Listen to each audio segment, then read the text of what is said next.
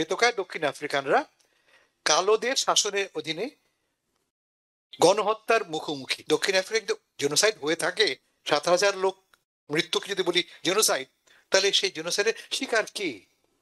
99% versus 1%। মার্কিন যুক্তরাষ্ট্রে দক্ষিণ আফ্রিকার শ্বেতকায়দের জন্য তিনি রাস্তা খুলে দিচ্ছেন, ভিসা তিনি উন্মুক্ত করছেন। ট্রাম্প সাহেব তার ম্যাগা সাপোর্টারদের বলছেন, আমি তোমাদের প্রোটেক্টর। তোমাদের বলতে কি বোঝায়? এক, those who are Christian, B, those who are white, and C, those who are conservative. South Africa, যেখানে প্রেসিডেন্ট ট্রাম্প দাবি করছেন যে ওখানে হোয়াইট ফার্মাররা জেনোসাইডের শিকার হচ্ছেন। আমি শিওর না জেনোসাইডের সংজ্ঞা ওনার কাছে পরিষ্কার কিনা, কারণ জেনোসাইড যেটি আমরা সম্প্রতি দেখেছি সেটি হচ্ছে গাজায়। তো সেটি এই ব্যাপারটি আমাদেরকে একটু পরিষ্কার করে বোঝাবেন আপনি, আপনার কাছে যাব।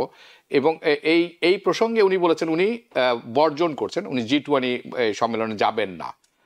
কাজে দক্ষিণ আফ্রিকা সরকার, আর তার তো আর কিছু করার নেই, তারা বলছেন এগুলো, এই অভিযোগগুলো ভিত্তিহীন। আজ সকালে তারা বলেছেন যে আসলে it's a loss for America and Trump, এটি I saw it in Al Jazeera. তাহলে এই যে মানে হোয়াটস দ্য, মানে এটার বর্ণনাটা আপনি কিভাবে দিবেন আসলে? এটার কি কোনো বার্তা আছে বা রাজনৈতিক উদ্দেশ্যটা কি আসলে? অ্যাবসলিউটলি ট্রাম্প সাহেব এটা ভেবেচিন্তেই করছেন। বক্তব্যটা কি? যে দক্ষিণ আফ্রিকায় শ্বেতকায় দক্ষিণ আফ্রিকানরা কালোদের শাসনের অধীনে গণহত্যার মুখোমুখি। আচ্ছা, এখন দেখা যাক অঙ্কটা কি, হোয়াট আর দ্য নাম্বারস। আমি সর্বশেষ আমি নাম্বার পেয়েছি, গত বছরে 27,000 মার্ডার হয়েছে দক্ষিণ আফ্রিকায়, ওভারঅল সাদা কালো সবাইকে মিলে। এর মধ্যে মাত্র 1% হচ্ছে কি হোয়াইট। 27,000 নিহত হয়েছে, তার মধ্যে 1% হোয়াইট। তাহলে দক্ষিণ আফ্রিকা জেনোসাইড হয়ে থাকে, 7,000 লোক মৃত্যুকে যদি বলি জেনোসাইড, তাহলে সেই জেনোসাইডের শিকার কে? 99% ভার্সেস 1%। It's pretty simple. দক্ষিণ আফ্রিকায় এখনো শ্বেতকায়রা দেশের অধিকাংশ জমির মালিক। এখনো অলমোস্ট 3 দশক চলে গেছে দক্ষিণ আফ্রিকায় শ্বেতকায়দের বর্ণবাদী আপারথাইড রেজিমের অবসান হয়েছে, কালো মানুষদের অধিকার এস্টাবলিশ হয়েছে। তারপরেও এখনো দক্ষিণ আফ্রিকার 2/3 ফার্মিং ল্যান্ড, যে জমিতে চাষ করা যায়, তা এখনো সরাসরি সাদাদের নিয়ন্ত্রণে। কেমন এই অবস্থা? ডোনাল্ড ট্রাম্প সাহেব সাদাদের স্বার্থ রক্ষা করবার জন্য 2টি ব্যবস্থা নিয়েছেন। এক, তিনি আন্তর্জাতিকভাবে আমাদেরকে বোঝাচ্ছেন, সবাইকে বার্তা দিচ্ছেন দক্ষিণ আফ্রিকায় সাদারা আক্রমণের শিকার, এবং সেজন্য তিনি খুব কনক্রিট ব্যবস্থা নিয়েছেন। সেটা কি?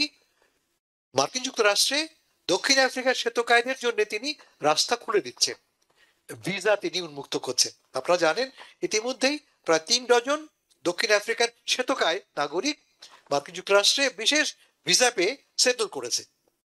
আর নতুন যে ভিসা নীতি চালু করা হয়েছে, আপনারা জানেন গত 2-3 সপ্তাহ আগে ঘোষণা করা হয়েছে, তাতে বলা হয়েছে কি যে এদেশে আগে যে পরিমাণ উদ্বাস্তু পলিটিক্যাল রিফিউজি আনা হতো তা কমিয়ে মাত্র 7,500 আনা হচ্ছে, এবং তাতে কাকে প্রায়োরিটি দেওয়া হবে? দক্ষিণ আফ্রিকার শ্বেতকায়দের, পশ্চিম ইউরোপের অতি দক্ষিণপন্থী শ্বেতকায় খ্রিস্টান ভিন্ন মতাবলম্বীদের, এবং যেখানে খ্রিস্টানরা শ্বেতকায় খ্রিস্টানরা নির্যাতনের সম্মুখীন তাদেরকে। এই বার্তাটা কিন্তু যতটা বহির্বিশ্বের জন্য, ঠিক ততটাই দেশের ভেতরের জন্য। ট্রাম্প সাহেব তার ম্যাগা সাপোর্টারদের বলছেন, আমি তোমাদের প্রোটেক্টর। তোমাদের বলতে কি বোঝায়? এক, those who are Christian, B, those who are white, and C, those who are conservative. এটা হচ্ছে মাগা রিপাবলিকানদের identity, Christian, white and conservative. ঠিক এই পলিসির ভিত্তিতে কিন্তু এই দক্ষিণ আফ্রিকার ব্যাপারে ট্রাম্প সাহেবের নীতি ডিফাইন করা হয়েছে। কিন্তু আমি যেটা বুঝিয়ে বললাম আগে, এর সঙ্গে সত্যের কোনো সম্পর্ক নেই। It doesn't reflect the reality. সত্যকে অপলাপ করা হচ্ছে। G20 কার মিটিং? G20 বিশ্বের সবচেয়ে ধনী দেশগুলির মিটিং। যেখানে এতদিন পর্যন্ত মার্কিন যুক্তরাষ্ট্র 1 নম্বর ছিল, সেখানে এবার সেই মিটিং এ আমেরিকা অনুপস্থিত। ঠিক যেমন অনুপস্থিত আমেরিকা কপ মিটিং এ ব্রাজিলে ক্লাইমেট চেঞ্জ নিয়ে মিটিং হচ্ছে। তার মানে বিশ্ব জুড়ে আমাদের বলতে বলছে আমেরিকার যে আধিপত্য ছিল, আমরাই তা প্রত্যাহার করে নিচ্ছি। আমরা নো লঙ্গার বিশ্বের লিডার এই দাবি করতে পারি না আর। এবং এর জন্য দায়িত্ব যদি কারো থাকে তা হচ্ছে ডোনাল্ড ট্রাম্প সাহেবের। নিউ ইয়র্ক থেকে সম্প্রচারিত TVN 24 টেলিভিশন বিশ্বজুড়ে বাঙালির কণ্ঠস্বর।